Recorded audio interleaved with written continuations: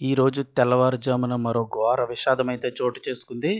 1 కాదు, 2 కాదు ఏకంగా 3-4 బస్సులు మంటల్లో అయితే గనక దగ్ధమయ్యాయి. అసలేం జరిగింది చూస్తే ఢిల్లీ, ఆగ్రా ఎక్స్‌ప్రెస్ హైవేపై ఘోర ప్రమాదం చోటు చేసుకుంది. హైవేపై వెళ్తున్న కొన్ని బస్సులకు అకస్మాత్తుగా మంటలంటుకున్నాయి. దీంతో ఆ ప్రాంతంలో తీవ్ర భయాందోళనలు నెలకొన్నాయి.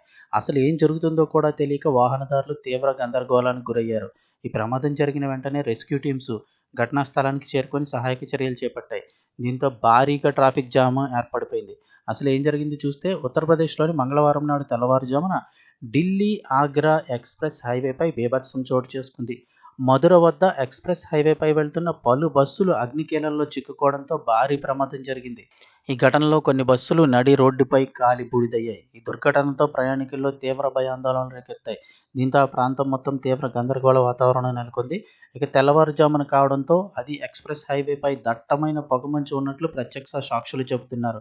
పొగమంచు కారణంగానే ఈ ప్రమాదం జరిగి ఉంటుందని పోలీసులైతే ప్రాథమిక అంచనాకు వస్తున్నారు.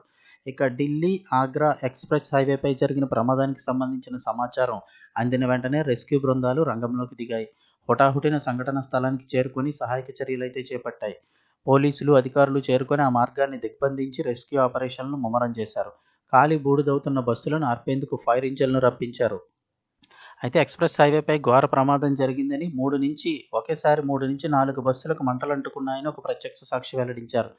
తాను గాఢ నిద్రలో ఉన్నప్పుడు ప్రమాదం జరిగిందని, బస్సు పూర్తిగా ప్రయాణికులతో నిండి ఉందని పేర్కొన్నారు.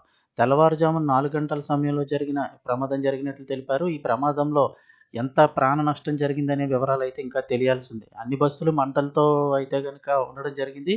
ప్రతి బస్సులో కూడా ప్రయాణికులతో నిండి ఉంది. సో, ఇది నిజంగా దారుణమైన ప్రమాదం. ఎంతమంది చనిపోయారు, లేకపోతే ఎంతమంది ప్రాణాలతో పడ్డారనే విషయాలు తెలియాలంటే ఇంకా పూర్తి వివరాలైతే తెలియాల్సి ఉంది.